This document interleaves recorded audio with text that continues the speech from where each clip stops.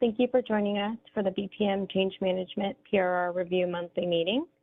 My name is Hannah Pearson, representing the California ISO, and I'll be facilitating today's web conference. As a reminder, today's call is being recorded. These recordings are for informational and convenience purposes only, and any related transcripts should not be reprinted without the ISO's permission. And as a reminder, these monthly calls are structured to stimulate an honest dialogue and engage different perspectives. And while we welcome comments and questions, please remember to keep comments professional and respectful. Another housekeeping item for today is I wanted to bring to attention that the ISO will be submitting an emergency PRR for the CRR BPM today. We're going to be rolling back some changes with the last PRR. It's not finalized, but please check out that PRR. It will be discussed during the December and the January meetings, but due to the visibility and urgency of it, we wanted to let all of the stakeholders know to go check out that PRR later today. Thank you. Thank you. We will be taking questions throughout the call today. If you're connected to audio through the WebEx platform, please open the participants panel and use the raise hand icon located on the center of the WebEx screen to enter the question in the queue. If you're not logged into WebEx and dialed in on the phone only, please dial *3 to enter the queue. Please introduce yourself before asking your question, and if you need technical assistance during the call, please send a chat message to the event producer. The purpose of today's meeting is to discuss the proposed revision requests that are in the initial or recommendation stage of the process. We will be discussing 13 PRRs today. 4 are in the initial stage, 7 are in the recommendation stage, and then 2 are on hold. 6 PRRs were submitted by stakeholders and 7 were submitted by the ISO. Business practice manuals. The purpose of BPMs is to set forth business practice that implement the ISO tariff. The ISO conducts a yearly policy initiative roadmap process to consider and rank initiatives. Policy changes submitted through the PRR process will be referred to the policy initiative roadmap process. Each subject area in a BPM is based on enabling language in the ISO tariff, and the PRR process cannot be used to introduce changes that are not supported by existing tariff authority. All right, and the first BPM that we're going to cover is BPM Change Management, PRR 1640, new PRR status, additional and general PRR updates, and it is in the recommendation stage, and Rochelle will be covering the slide.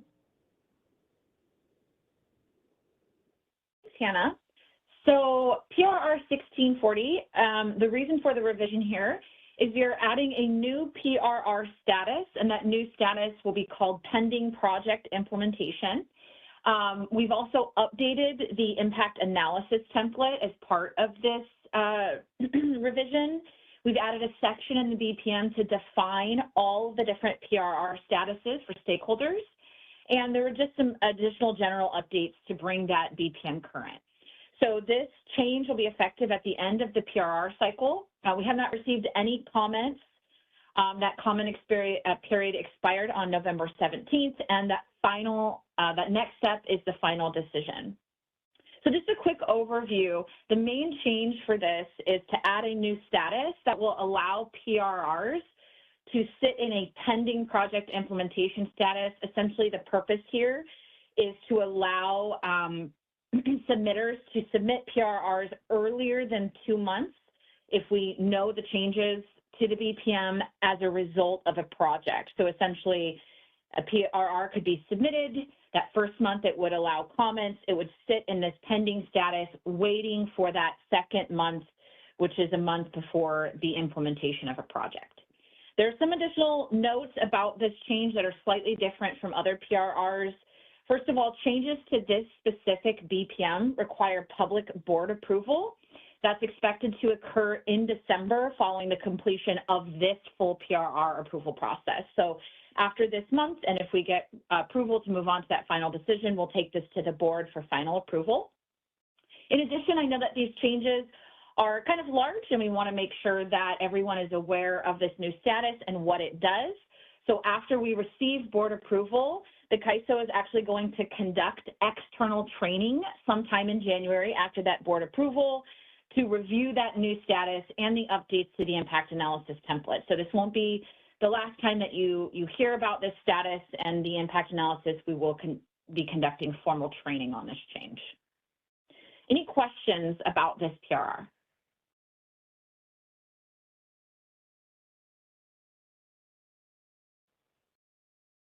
I'm not seeing any hands raised. So I think we can go to the next one. Perfect.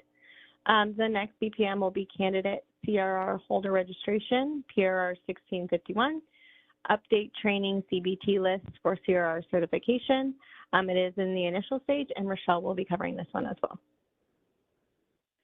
All right, thanks again, Hannah. For PRR 1651, oh, I see a question, PRR, proposed revision request. So it's a proposed revision request to the BPM. The reason for PRR 1651 is we've updated section 2.3.4 of the CRR certification BPM to remove the names of the outdated CRR certification computer-based training modules. And we have now linked, in that BPM, linked out to the CRR holder training roles matrix and the congestion revenue rights holder certification computer-based training course map for a list of those training CBTs. So we actually backdated this. This is an emergency PRR with the effective date of the launch of the new CRR application as a result of that application replacement on 6/4. We just realized the names in the BPM were outdated because we updated those CBTs when that new CRR application replacement was done back in June. I do see there are some comments there, and I want to stop and see if there are any questions.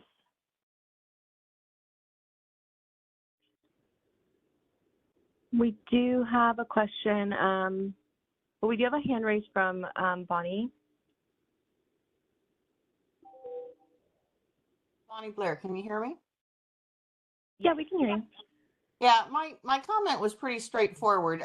You know, you said basically the change says, go look at the CRR webpage. And I frankly had a little trouble finding the CRR webpage. It's not super obvious how to find it. And I ended up finding it only because I found a link somewhere else in the CRR BPM. So the suggestion is, you know, put the link there so people don't have to hunt around for where that CRR webpage is. Yeah, we can absolutely do that, Bonnie. Apologies. I believe, or at least what should have happened is with the red line where it says CRR holder training roles matrix and CRR computer-based training course map, those should be hyperlinks out to those documents directly. Let me go ahead and look into that, but I absolutely agree with you. We should be linking out to those documents. Okay, that'd be super. Thank you. Yeah, I'll take care of that.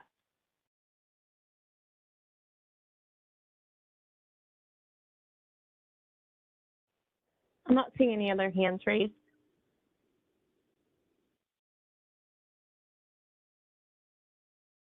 All right, thank you, Hannah. Sorry. Thank you. The next BPM will be compliance monitoring, PRR 1649, request for additional data. It is in the recommendation stage, and Priyanka will be covering this slide. Thank you, Hannah. PRR 1649 was submitted to request for additional data related to the AS testing, and this is added to the compliance monitoring BPM. And the reason is to add additional clarity for the tariff section 8.4. We have not received any recommendation comments, and the recommendation comment period has expired on November 17th, and the next step is to post the final decision.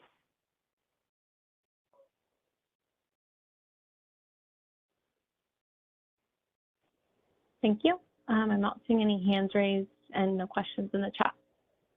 So the next BPM will be Energy and Balance Market, PRR 1639, remove sunset of AET and add provision of RC action. It is in the recommendation stage, and Jacob will be covering this slide. Hey, good morning. So PRR 1639 is exactly as she described, essentially just extending that sunset date of AET, and then the additional detail of adding the ability to, I guess, waive the AET charges associated with RC-directed actions. It doesn't look like we have any comments on this one so far. If we see any hands or anything for questions. I'm not seeing any hands and no questions in the chat. Okay, yeah, this one's pretty straightforward. Essentially, to waive the charges in the case of RC action, it's just a city request and then a subsequent investigation. That's the only detail there. We can go ahead to the next slide. Great, thank you. Okay, the next BPM will be generator interconnection and deliverability allocation procedures. PRR 1642, intra-cluster prioritization deliverability clarification. It is in the initial comment stage. PRR 1644, standalone network upgrade clarification. It is on hold. And lastly, PRR 1647, clarification of project financial security posting requirements, and it is on hold as well. And I'll be handing this off to Matthew and Dawn, who will be covering these slides. Hi, this is Dawn Wilson, and I will be covering PRR 1642, and then Matt will be covering the other two. And so this PRR was submitted by Susan Schneider of Phoenix Consulting, and she wanted to accomplish some things that are listed here. She wanted to clarify that projects receiving ICP headroom allocations and accelerating their CODs accordingly can provide resource adequacy. And so we were, and a couple of other things. We worked with her over the course of the last several weeks and have come to a resolution and have proposed new language, and you will find that in the PRR for 1642. It is in red line. So I want to thank Susan for working with the ISO to get that language done. So since we came to that consensus, we removed the PRR from its hold status, and it will be proceeding on to the next step of recommendation comment. Susan has her hand up. Susan, would you like to add anything about this PRR? Yes. Hi, Susan Schneider, Phoenix Consulting. Can you hear me?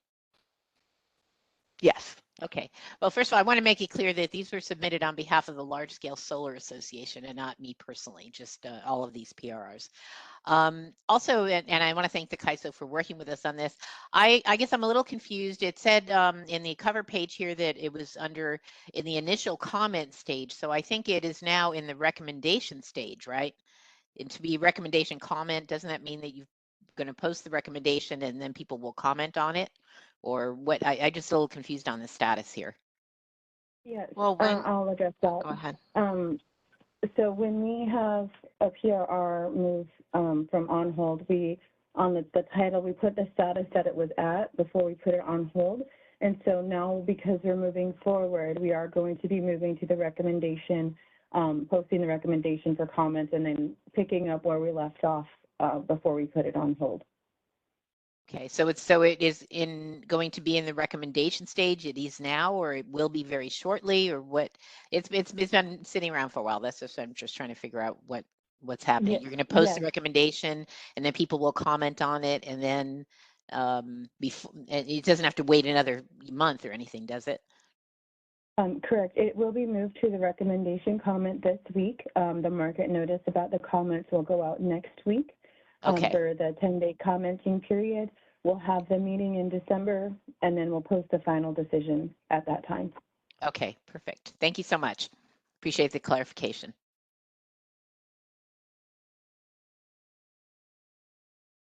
Okay, Matt.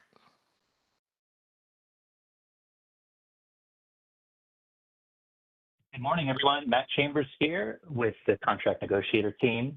I'll be reviewing the next two PRRs here. So for PRR 1644, the CAISO reviewed the language that you provided, Susan, and it is, very helpful clarifications. While we have the PRR open, we are looking at adding additional clarifications to this section to match kind of our internal procedures. So I can set up some time with you this week to give you an idea. The clarifications that we think would be worthwhile adding to make this kind of a more robust set of SANU clarifications. But yeah, largely it's very worthwhile effort that you put in. So appreciate it. So we could connect right after the meeting here to set up some time. And I could let you know kind of the scope of the additional clarifications we would want to add.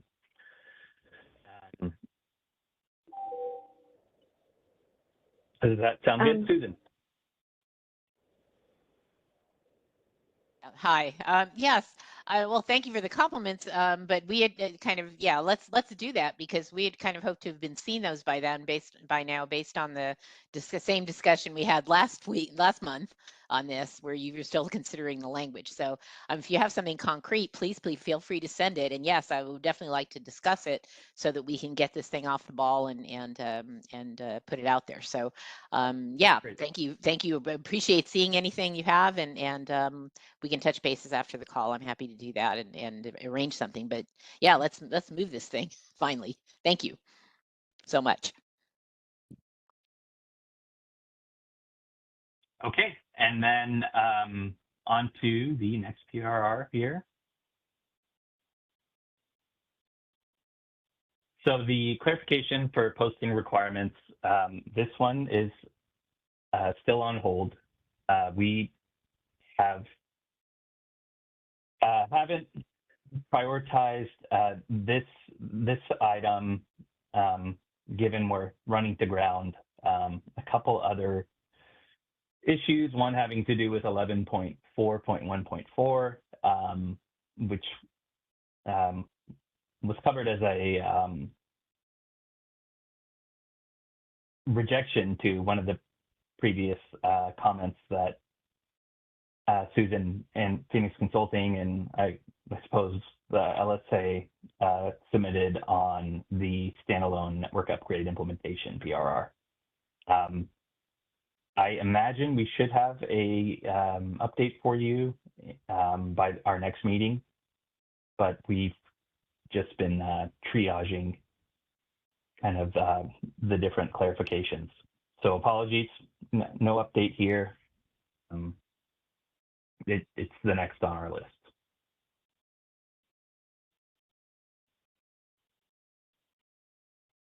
Susan, did you have anything to add?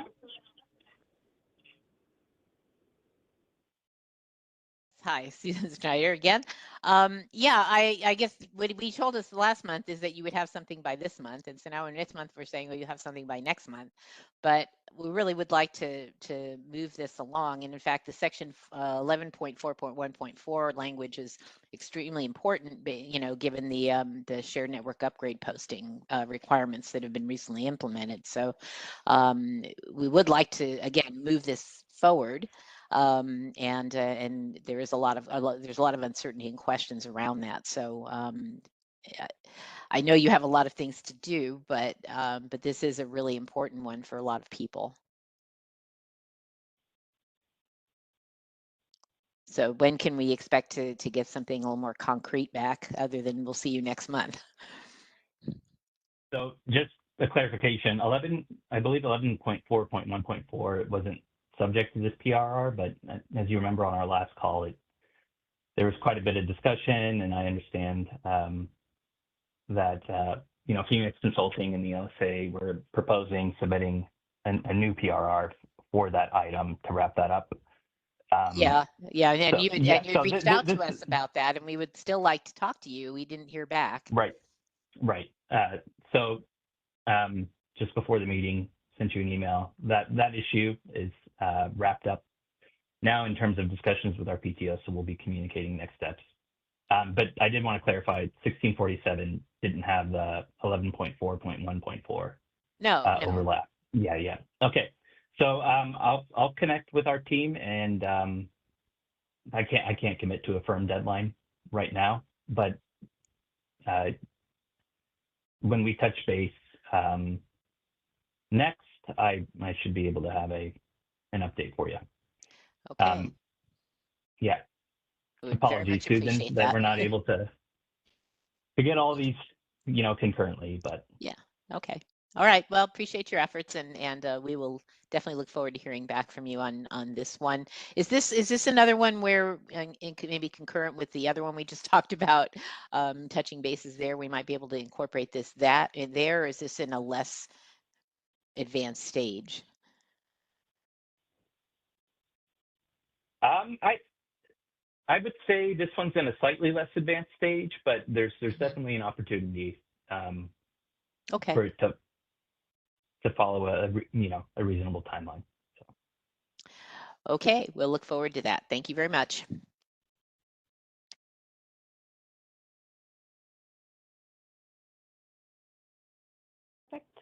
The next BPM will be generator management, PRR 1643, limited operation study deliverability clarification, and it is in the initial comment stage. And PRR 1645, commercial viability criteria, PPA demonstration, and it is in the recommendation stage. And Jill will be covering these slides. Thanks, Hannah. This is Jill Jordan at the California ISO. Can we go to the next slide, please? PRR 1643 was submitted by Susan Schneider on behalf of LSA, and the purpose of the revision is to clarify deliverability options for projects that go through the limited operation study process. This PRR was previously on hold. It's been removed. The hold has been removed, and we are moving forward to post our recommendation to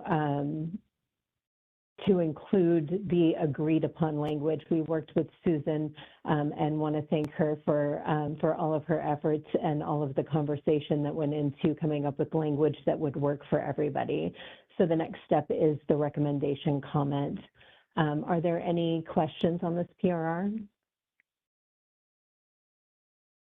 Yeah, we do have a hand raised from Susan. Yes. Hi, thank you. Just wanted to thank you also for working with us on this one. So I'm assuming, oops, can you guys hear me? Yeah, we can hear Okay. you. All right. Anyway, thanks also for working with us on this one. I just want to clarify that this is similar to the earlier one we discussed, where this is now moving into recommendation and then recommendation comments. So right after this, you'll be moving it into the recommendation stage with the agreed upon language. And then after the next call, we should be able to have the final decision. That's correct. Yes. Okay, perfect. Thank you so much for that. Really appreciate it. All right. Thanks, Susan. I think we can move on to the next one. PRR 1645 was also submitted by Susan on behalf of LSA. The purpose of this revision was to clarify PPA requirements for commercial viability criteria and retention, the retention and annual demonstration. And we did not receive any recommendation comments for the comment period that expired on November 17th, and our next step is to post the final decision. Are there any questions on this PRR?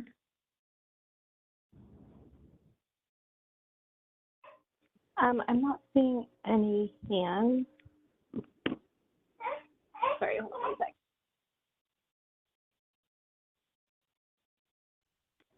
Okay, sorry. The next BPM will be market operations. PRR 1641, ability for CAISO to initiate verification from resource owner, and it is in the recommendation stage. PRR 1650, new market automation to prevent market disruptions in RDT or RTD and STUC, and it is also in the recommendation stage. And then lastly, PRR 1652, real-time bid cost recovery calculations for limited energy storage resources, and it is in the initial stage, and Jacob will be covering these slides. All right, for PRR 1641, so essentially just adding some new language on how we can initiate a data request to verify how resource owners checking, monitoring, and testing their system, specifically related to, providing AS to the CAISO BA. So we did receive a comment from SCE with a few concerns on,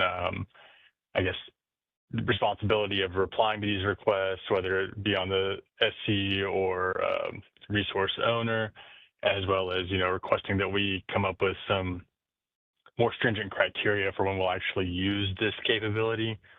And we did reply to that, I think, on the 30th. Basically, agreeing with their concerns about when we're going to use this capability. This would be essentially a last resort after leveraging all the information we already have available to us in terms of, testing, auditing all the data that we have. And if we're still not able to reach a resolution through all of our current processes, this just provides essentially a backstop to that process.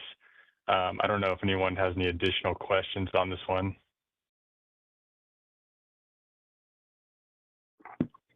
I'm not seeing any hands raised and no questions in the chat.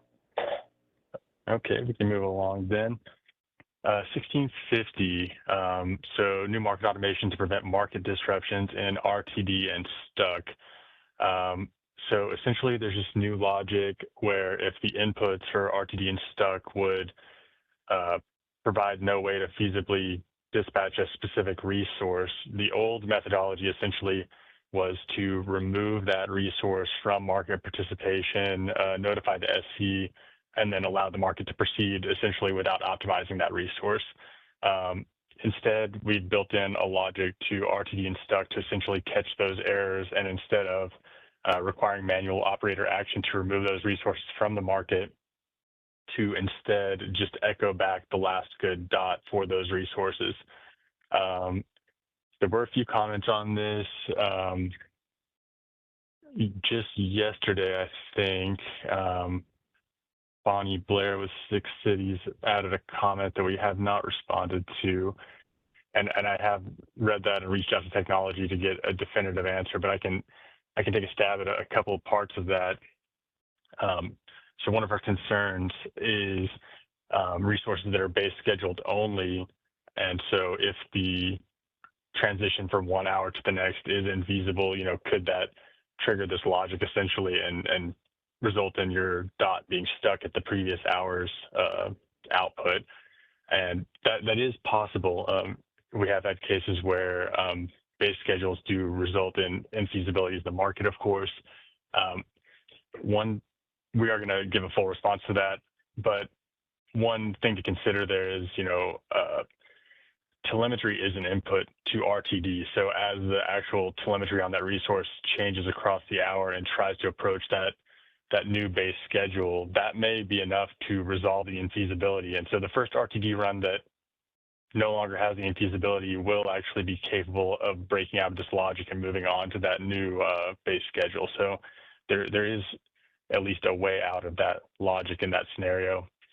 The other scenario that she brings up is on EDs that the CAISO may put in for transitions on MSGs, and how will they be notified or become aware of if those are infeasible. And on here, you see we're implementing this in RTD and STUC. We actually have omitted RTPD. So if EDs are entered that have infeasible transitions, that's something that will still cause an infeasibility in RTPD and a failure of RTPD, a market disruption, the same way it does today. So it'll be very apparent. There's also new displays in RTD and RUC to make the operator aware of any resources that are triggering this action.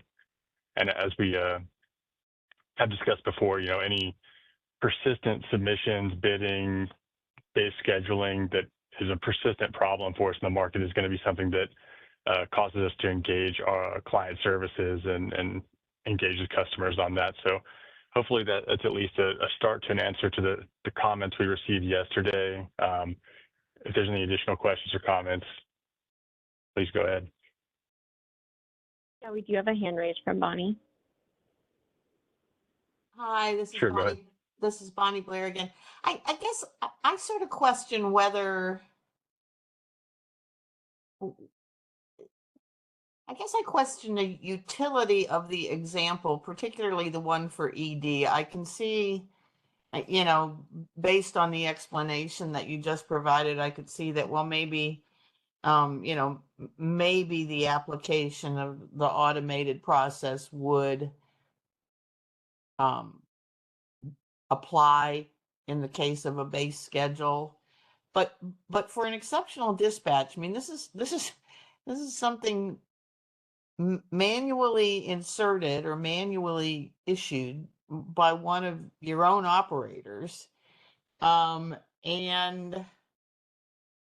the idea that it would be overridden by some sort of automated process just seems peculiar to me, and potentially problematic from a reliability standpoint, because presumably the operator issued the exceptional dispatch in order to maintain reliability. So if it's overridden by some sort of automated process, that strikes me as problematic.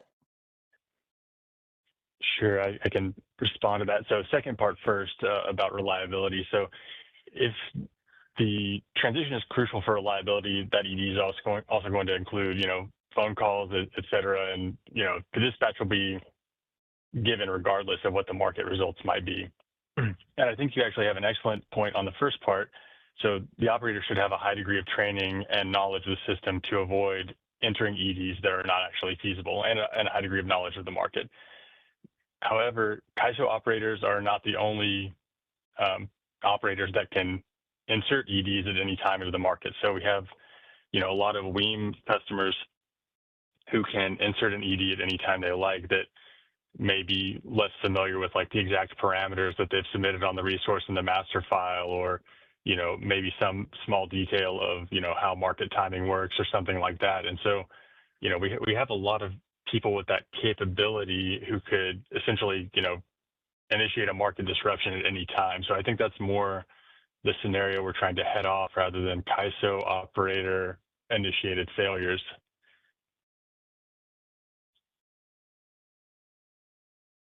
Okay, I mean, I wasn't aware that anybody other than a CAISO operator could issue an exceptional dispatch. And it makes sense that if that, you know, that if you've got operators from EIM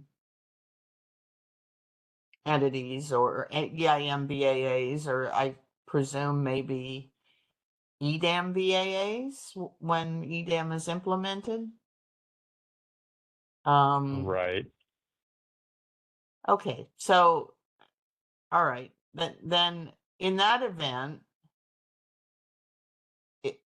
would there be, I mean, what the automated process does is it kind of, as I understand it, it reverts to the last feasible dispatch for that resource, right? Right.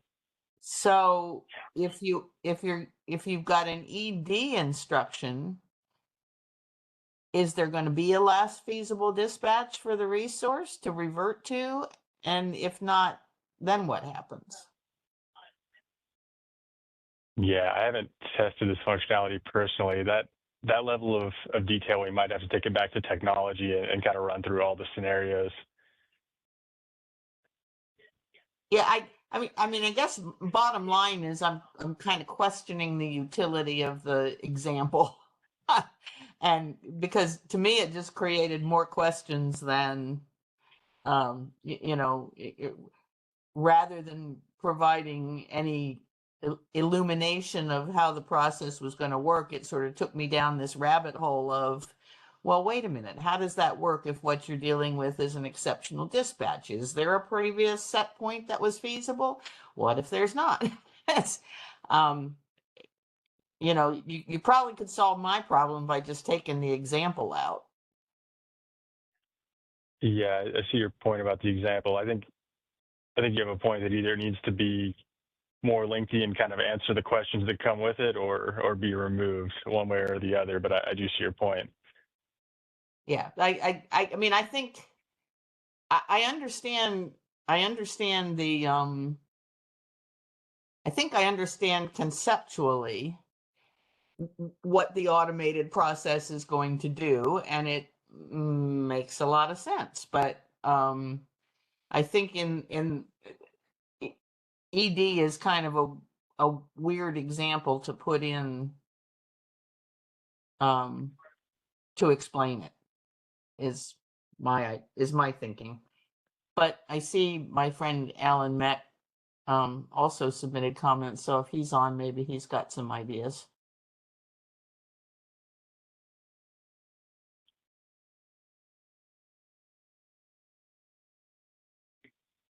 Yeah, not hearing anything, but Not hearing Alan. I don't. Maybe he's.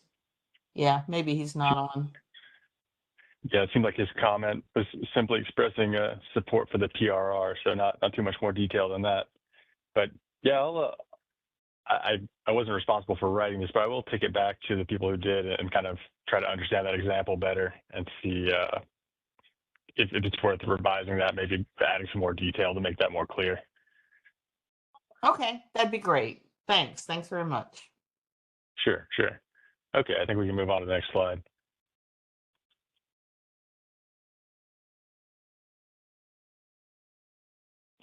Okay, PRR 1652, real-time bid cost recovery calculations for limited energy storage resources. Okay, so basically this is adding a little detail in Market Operations Appendix D and a couple equations as well, outlining the design of real-time bid cost recovery for limited energy storage resources. And we do have another we had another comment from Bonnie. I don't know if that one has already been addressed. Let's see. Oh, okay, this one was also from yesterday. Okay, so asking about the equations.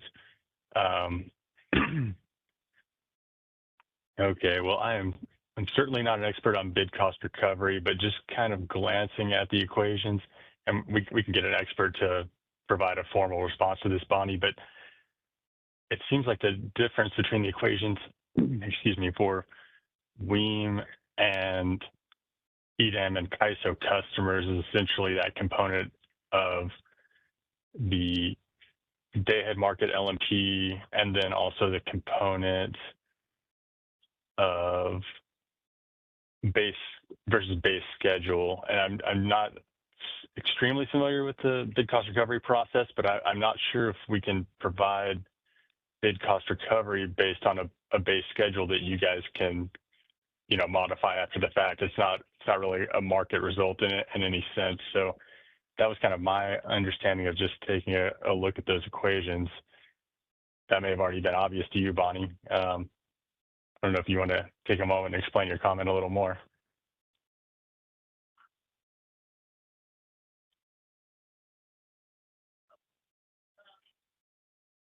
Hi, yeah, thank you. The question is really focused, and first of all, when we start to get into equations, I become lost very quickly. But looking at them and trying to understand them, I really was focused on the very first equation, which, as written, only applies in the CAISO BAA. I'm sorry, only applies in the EDAM entity BAA. But then in the second equation, you've added the CAISO BAA, and it just isn't obvious to me why. And as I recall, one of them, the first one relates to a dispatch up situation, and the other relates to a dispatch down situation. And it wasn't obvious to me why it should apply to the CAISO BAA in a dispatch down, but not in a dispatch up. In other words, there was a lack of parallelism just based on direction, and that didn't make sense to me. Okay, now I see your point, and I think you have spotted just basically a missed part of this. So yeah, the first equation should say for LESRs within CAISO BAA or EDAM, just like the second part. So the first two apply to CAISO BAA and EDAM, second two apply to WEMA only. So then all scenarios are covered. Yeah, I see what you're talking about there, and we do need to change that. Okay, yeah, I thought it looked odd, and yeah, okay, that was my point, but it seemed like they ought to be parallel. Yeah, great. Appreciate the help there. Okay, thank you. Okay, I think that's all we've got for 1652 if we want to move on. The last BPM will be reliability requirements, PRR 1646, mixed fuel resources, FCDS, and NQC clarification. And it is in the recommendation stage, and Melanie and Abdul will be covering this slide. 1646 was a PRR submitted by Susan. This is to help clarify our current practice for determining deliverability status and net qualifying capacity for mixed fuel resources, where both fuel types have been awarded FCDS-TPD allocations, but POI constraints, LRA counting rules, and CAISO system limitations prevented them from being listed as such on the NQC list.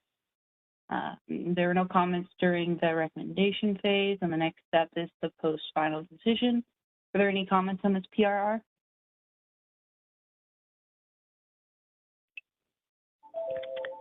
I'm not seeing any hands raised and no questions in the chat.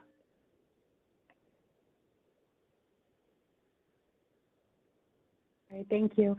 Before we wrap up today, just a comment. Oh wait, before I move on, I see Susan has her hand up. Go ahead, Susan. Yeah, sorry, I was commenting on this slide. No, not the earlier one. So yeah, and maybe you were going to address this and what you were going to say. So I'm happy to wait till after. But I noticed I had trouble getting into the call today because there was some housekeeping that apparently didn't take place on the CAISO calendar.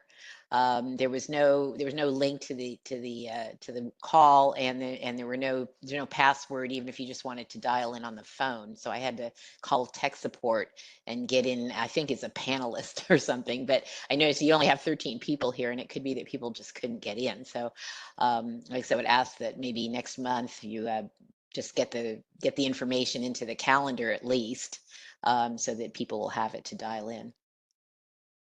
Yeah, you're absolutely right. That was what I was going to address, Susan.